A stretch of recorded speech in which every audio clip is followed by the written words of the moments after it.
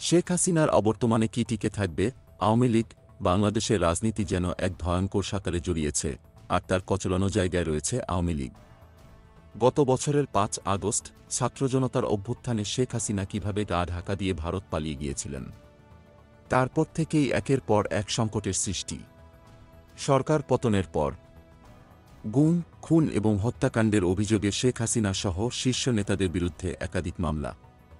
সবার সামনে পালিয়ে যাওয়ার পালা, আর যারা রয়ে গেছেন তারা কারাগারে বন্দী।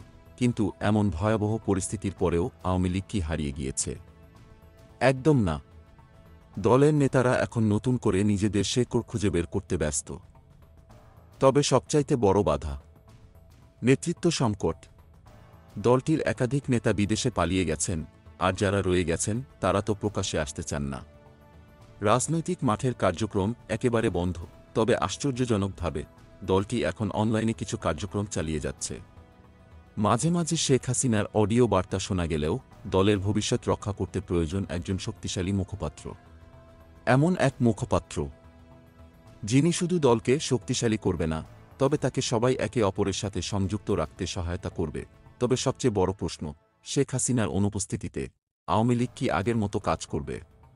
জানুয়ারি মাসে হরতাল ও অবরোধের মতো কর্মসূচি ঘোষণা করলেও কোথাও কি সেই কর্মসূচির কোনো প্রভাব পড়েছে?